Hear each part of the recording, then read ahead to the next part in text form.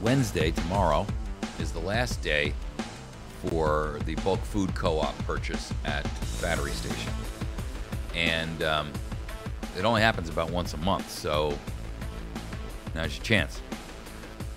Swing into the Battery Station or call them. You can reach them at 417-257-7799.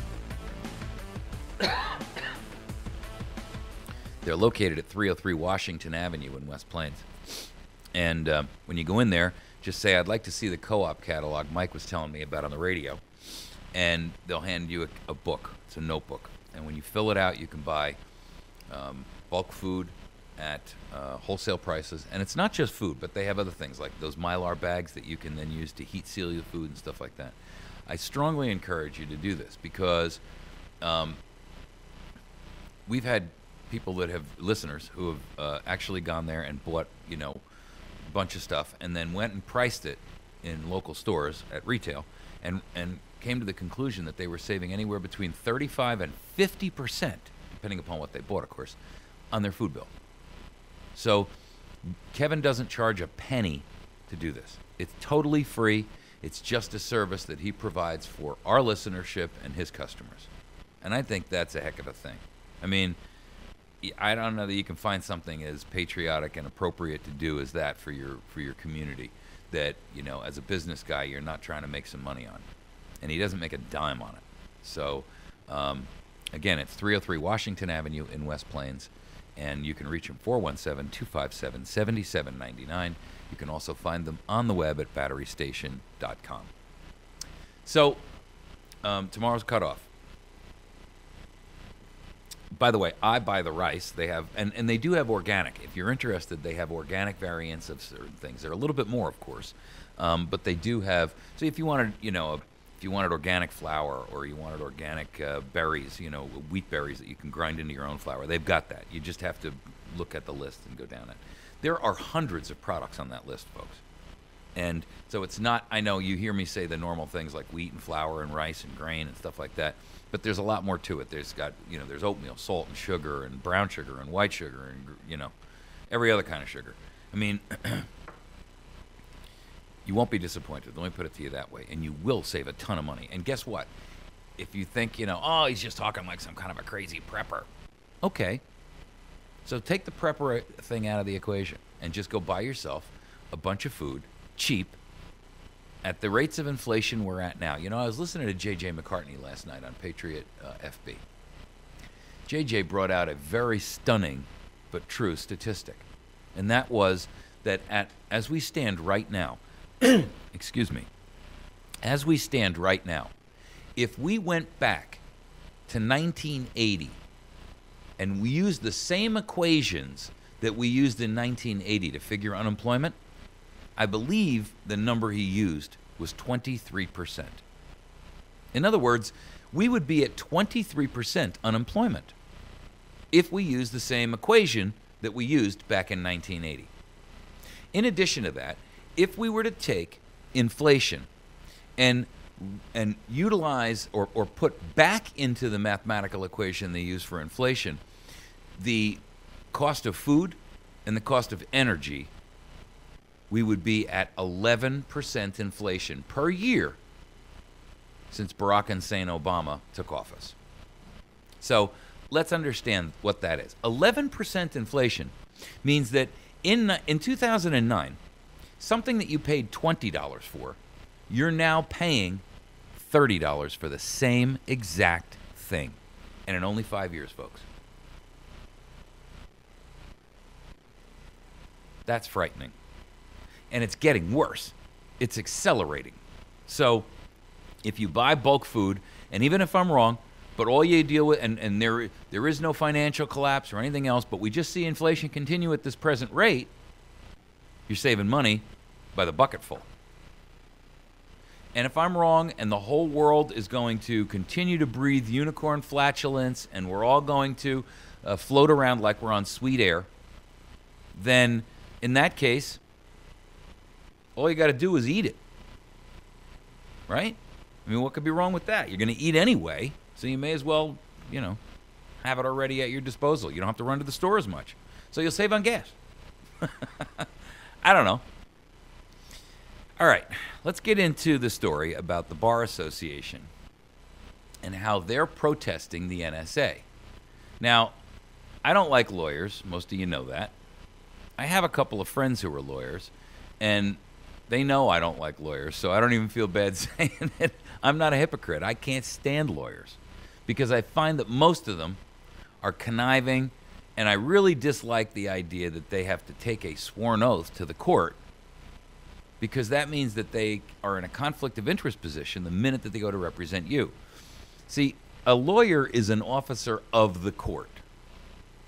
And there's a difference, and you need to know this, between an attorney at law and an attorney in law. What is the difference? Well, look at the lawyer card, the business card for your attorney in your wallet. What does it say? It says attorney at law. At law. It doesn't say an attorney in the law. Go type into a browser, and because I don't have the time to get into this whole topic, and I'll never get to this bar story, but go type in the difference between an attorney in law and an attorney at law into your browser and educate yourself. Big difference. Okay, so here's the deal. The NSA has been spying on everybody, right? And I've been saying all along that it's not just the NSA, by the way. The Department of Homeland Security has been monitoring and spying and capturing information from your devices within a 100-mile border of any ocean or any U.S. border. So they call that the quote-unquote Constitution-free zone. And I kid you not, that's what they call it. What it says is that if the DHS chooses to, they can snatch your cell phone or your laptop or your tablet or any electronic device you've got and parse through it and search it at their leisure for anything that anytime, based on no excuse, no probable cause, nothing. And my argument, and you've heard me say this many times, at least if you're a routine listener to the show, is that I'm stunned that corporate America hasn't come out screaming about that. Because how many business travelers go through LaGuardia Airport, Boston Airport, Philadelphia Airport, Miami Airport, LAX? I mean, how many of them? How many of them go through Chicago? At any time, your corporate laptop with all of your company's information, the external hard drive you carry, that little thumb drive with your company's new product plans or your new business venture, spreadsheets, all that's wide open to some guy in the Department of Homeland Security, or worse yet, the TSA, who found his job on the top of a pizza box, and they have access to all of that.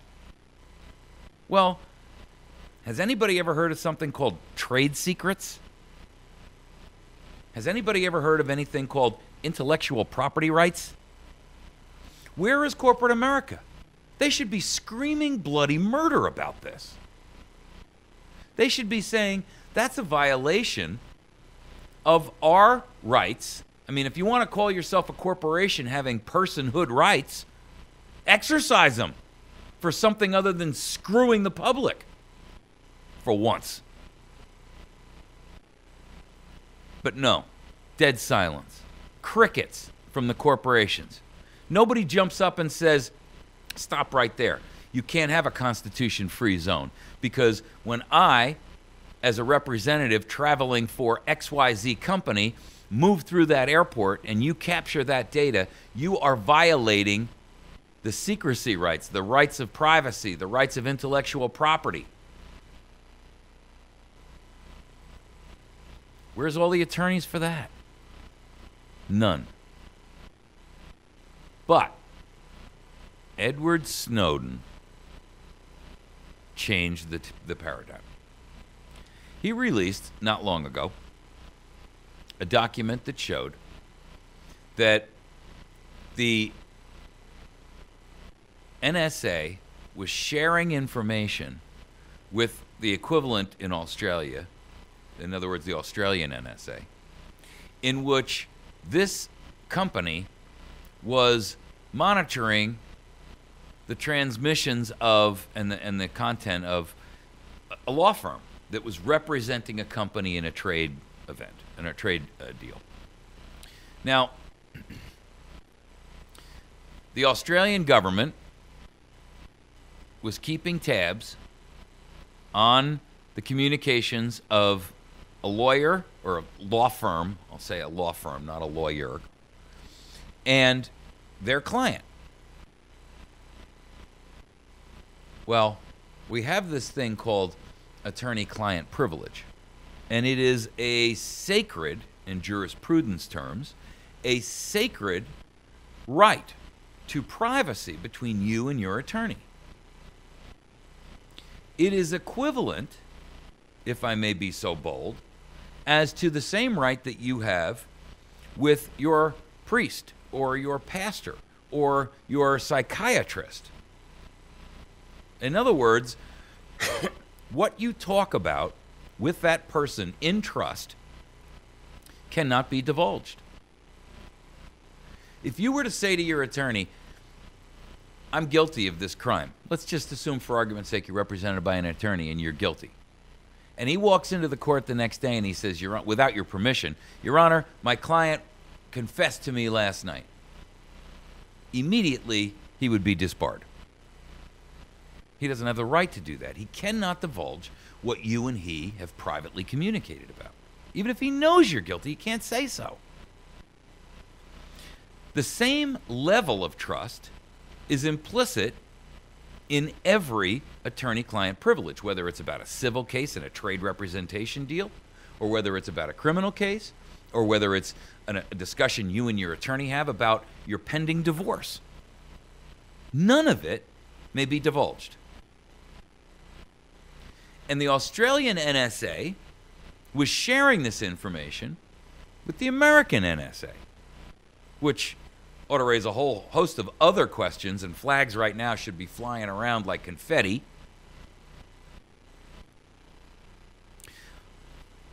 So finally, the American Bar Association comes out. And comes out in opposition, and they protest the NSA. They sent a letter last week to leaders in the NSA expressing concern about reports that the agency's Australian counterpart spied on a U.S. law firm that was working for the Indonesian government under a trade deal at the time. The agency allegedly offered to share details with the NSA. In other words, the Australian NSA offered to share details with the U.S. NSA, including, quote, information covered by attorney-client privilege. Wow. Wow. I don't care what the jurisprudence rules say in Australia. I don't know what they are because I don't live in Australia and I'm not up to speed on their laws. But I do know what the jurisprudence rules are here in the United States. And the NSA should have said, nix, we cannot accept that. Quote, the attorney-client privilege is a bedrock of legal principle of our free society and is important in both civil and criminal contexts. This is from James Silkenat, who's the group president of the American Bar Association. In his letter to the NSA, he wrote, the ABA has consistently fought to preserve the attorney-client privilege and opposes government policies, practices, and procedures that erode the privilege. The interception and sharing of attorney-client privilege communication by government agencies or any third party raises concern, including chilling the full and frank discussion between lawyer and client that is essential for effective legal representation. Okay. I agree with his statements. However, I'm ticked because this letter should have gone out when all this burst. Initially. What, 6, 8 months, 9 months, however long it's been, a year ago? Where was the ABA then to say that And what it should have said is, instead of the attorney-client privilege is a bedrock of legal principle in our free society and is important in both civil and criminal contexts, I'm going to change the words. The Fourth Amendment of the Bill of Rights is a bedrock of legal principle of our free society and is important in both civil and criminal contexts.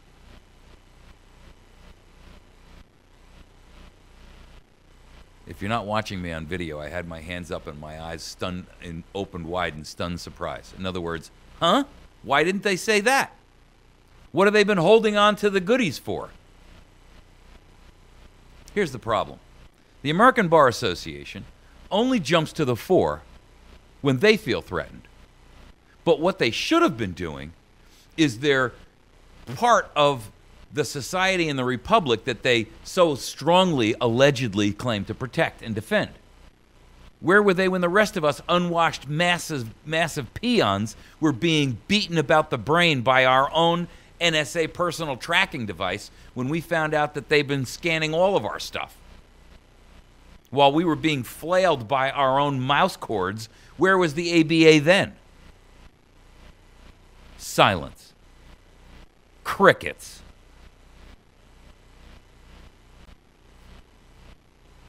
But when it comes time for you to threaten their little honeypot, boy, oh boy, suddenly the official letters written out with $1,000 pens start flying, huh? Y'all make me sick.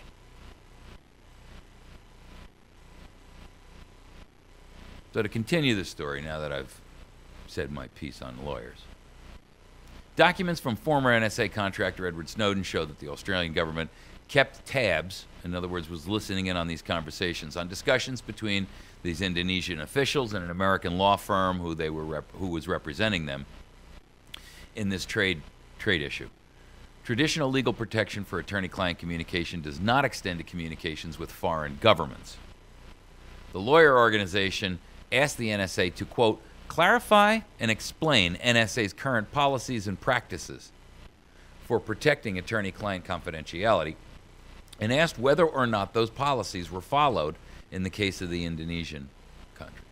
Now, the Electronic Frontier Foundation, who, hip, hip, hooray, applause is due, as the crowd cheers, the Electronic Frontier Foundation, which is an online civil liberties group, they cheered the ABA's letter. They're going to be a little bit more politically correct than I am. They're going to say what a nice job the ABA did by doing this, when I'm saying, nice job, little late. Here's what the EFF has to say. Quote, just as attorneys must zealously fight for their clients, the profession must zealously fight against surveillance that would undermine the ability to represent clients, and must see this most recent revelation for what it is: a step away from the constitutionally prescribed system of justice attorneys are sworn to uphold. Okay. Now, the EFF did their nice little part to be PC. So here's my argument. When it became apparent that all email and all phone calls are being monitored, and that the metadata of your phone calls, if not the content itself, is being captured by the federal government, including your calls and communications with your attorney, including any emails which you send to and from your attorney, with attachments which may or may not include evidence. Where was the ABA then?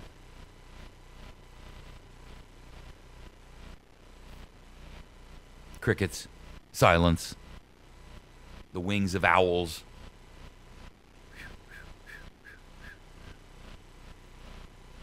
You see, that's what pisses me off about garbage like the ABA. Because they should have stood up from Jump Street. The day that Snowden's revelations hit the airwaves, these guys should have been standing up, doing the right thing by the country. Not the right thing by their clients. Their clients are the entire nation of the United States of America and everyone who lives in it. You know why? Because like healthcare, all of us at some point in time or another are affected in some way, shape, or form by the not medical community, but by the legal community. I mean, How many people right now listening have never had an attorney represent them for something? Doesn't matter what. Could have been a real estate deal. Could have been some kind of a business transaction. Could have been a traffic ticket. Could have been a criminal case. Could have been a civil case. Maybe you got married. Maybe you got divorced. Maybe you had a child custody thing when you wanted to adopt a baby. We're all affected by the issue of the involvement with the legal system, just like we're all affected by health care. But where was the ABA when we needed them? They only came out when it affects their ability to continue to reap massive profits. I just don't like hypocrisy. And I see it when I look at this. Because it's been a long time since the Snowden thing burst on the scene. And these guys are only speaking out now. And they had an obligation to step up and defend all of us far earlier than this. It's $1 short and a day late. And the industry as a collective whole should have been formulating committees and teams of attorneys to go out there and handle cases on behalf of America pro bono. Free. Where are they? All sitting in their towered, high ivory towers and their high-rise offices. Their $1,000 suits, quietly watching the fray of the dirty, unwashed masses below.